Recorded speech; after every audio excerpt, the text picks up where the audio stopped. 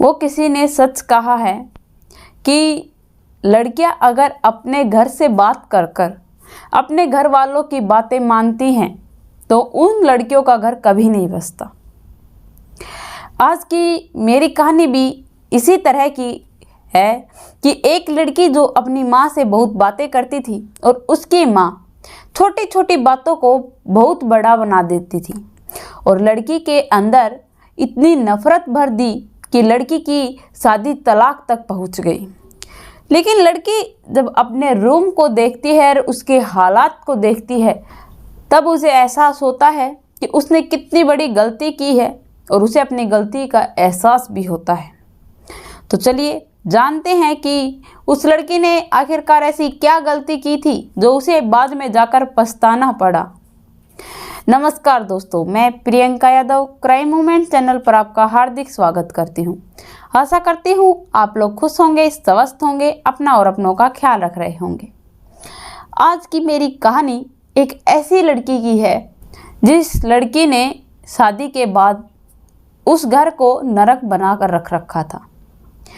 उसकी सास उससे इतना प्यार करती थी लेकिन उसे अपने सास की हर बात में नुक्स निकालना एक उसकी आदत सी हो गई थी।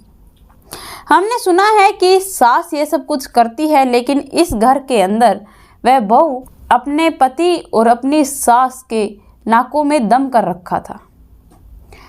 उन लोगों को जीने नहीं देती थी क्योंकि घर के अंदर कोई भी छोटी मोटी बात हो जाया करती थी वह अपनी माँ से शेयर करती और माँ अपनी बेटी को आग में घी डालने का काम करती थी।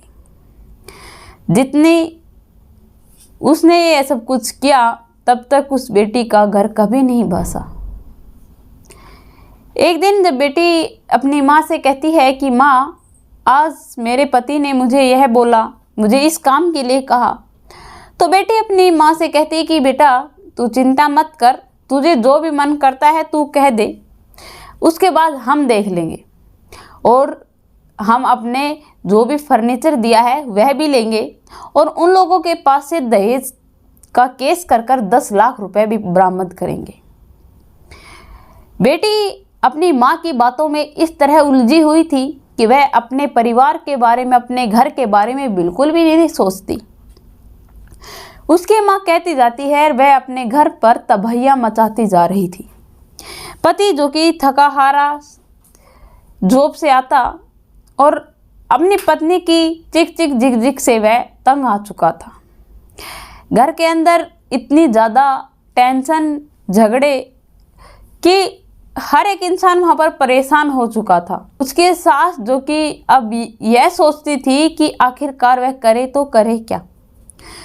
लड़का भी तंग था कि अब इस पत्नी का मैं करूं क्या, क्योंकि वह हर वक्त अपनी माँ से बात करती थी, हर वक्त घर में झगड़ा रखती थी।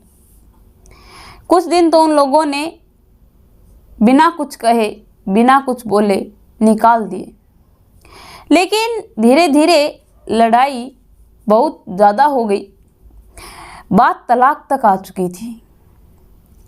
उसकी माँ ने कहा कि बेटा तू तलाक ले ले, तू चिंता मत कर, मैं तेरी शादी इससे भी अच्छे लड़के से करवाऊंगी, अच्छा पैसे वाले लड़के से, तू टेंशन मत ले, तो एक काम कर, अपने घर आ जा, तलाक के पेपर मैं तैयार करवा दूंगी।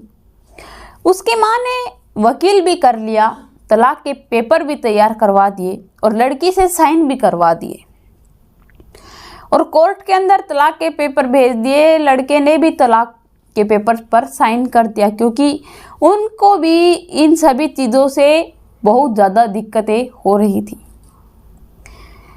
कुछ दिन बीतने के बाद लड़की कहती है कि माँ, मैं अपना सामान लेकर आती हूँ। तो माँ कहती है कि बेटा मैं चलूँगी।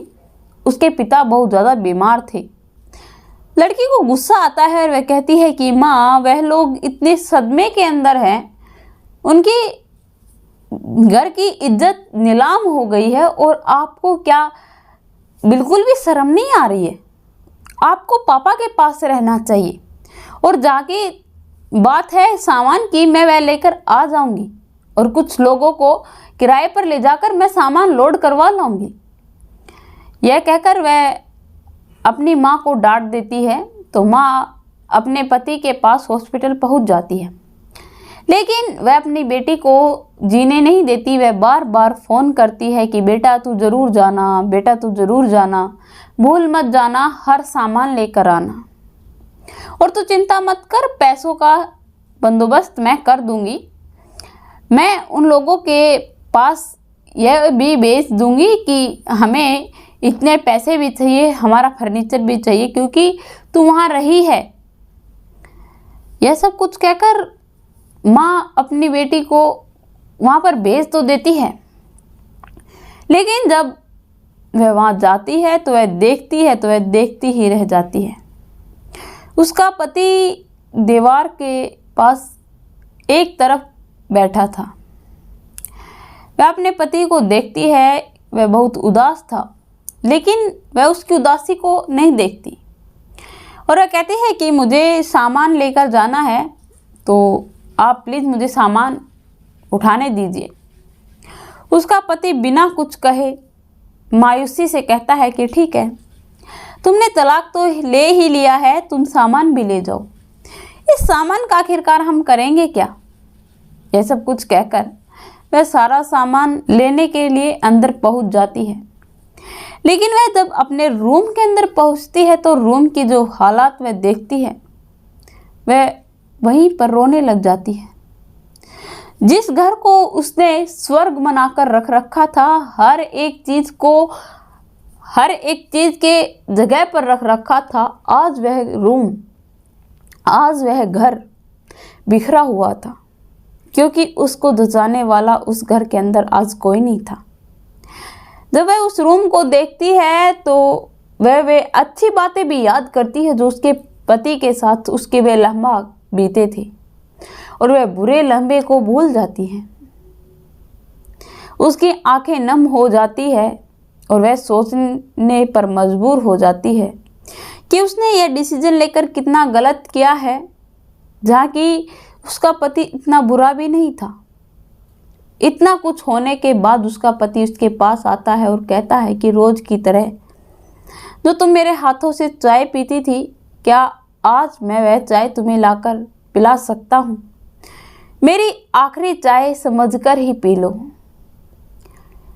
लड़का बड़ी मायूसी से ये बात कहता है। वह चाय बनाने के लिए किचन में चला जाता है और उसके लिए चाय बनाने लगता है।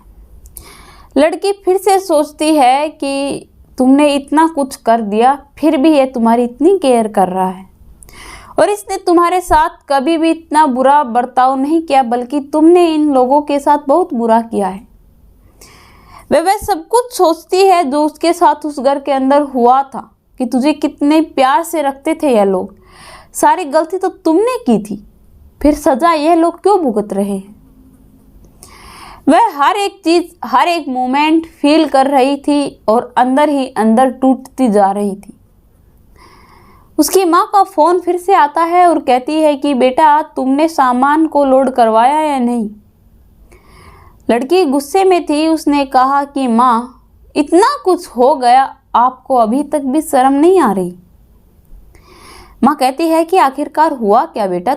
वह लोग मुझे पता है तुम्हें भड़का रहे होंगे, तो उनकी बातों में मत आ। तभी लड़की कहती है कि माँ अब मेरा घर उजड़ चुका है, क्या तुम एक बार भी उसे थोड़ा सा भी सजाने की कोशिश नहीं कर सकती हो? अरे मैंने आपसे राय मांगने के लिए फ़ोन किया करती थी, लेकिन आपने क्या किया? आग जलती में और घी डालकर आग को दूना तिगुना कर दिया। आपको एक मिनट भी ऐसा महसूस नहीं हुआ कि मेरी बेटी का घर बर्बाद हो रहा है, बल्कि आपने मेरी गलतियों को और बढ़ावा दिया है। मेरा घर तुमने तोड़ डाला और आज फिर से तुम मेरे पास फ़ोन कर कर वही बातें दोहरा रही हो। तो आज मैं आपसे एक बात कहना चाहती हूँ कि प्लीज़ आप मेरे पास फ़ोन मत किया करो, और मैं उस घर के अंदर अब कभी भी नहीं आऊँगी। मुझे अपना घर बसाना है, अपनी ज़िंदगी आगे बढ़ानी है। गलती किसी और में नहीं बल्कि मुझ में थी। इन लोगों ने मुझे पराया नहीं समझा, बल्कि मैंने इन लोगों को पराया समझा है, और आज के बाद यह गलती मैं कभी नहीं दोहराऊंगी। और आपने जो मेरे साथ किया है वह मुझे पता है। माँ गुस्से में कहती है कि जो तेरा मन करे वह कर ले, लेकिन आज के बाद मुझे फ़ोन मत करना कि ये लोग मेरे साथ ऐसा कर रहे हैं या वैसा कर रहे हैं, क्योंकि मैं तेरे साथ कभी खड़ी नहीं मिलूंगी। लड़की को पता था कि उसके ससुराल वाले उसकी बहुत केयर करते हैं और गलती उसी की है, तो वह माफ़ी मांगती है और उनके साथ खुशी खुशी रहती है और अपनी माँ से कभी भी ज़िंदगी में वापस मुड़कर बात नहीं करती। तो आप लोगों को उस लड़की की आखिरी में जाकर जो उसने दिमाग लगाया और अपनी ज़िंदगी को बचाया। एक ज़िंदगी में एक रिश्ता ऐसा होता है पति पत्नी का कि एक बार टूट जाता है, दोबारा बनता नहीं है। अगर वह उस वक्त अपने पति को छोड़कर चली जाती तो शायद उसका पति उसे कभी भी स्वीकार नहीं कर पाता। और एक बार अपने रिश्ते के बारे में ज़रूर सोचिए, उसी के बाद इतना बड़ा डिसीजन लीजिए। तो आप लोगों को यह कहानी कैसी लगी कमेंट में लिखकर ज़रूर बताना। मेरे चैनल को सब्सक्राइब करना, बेल नोटिफिकेशन को ऑन करना ताकि ऐसी हर वीडियो जल्द से जल्द आप लोगों तक पहुंच पाए।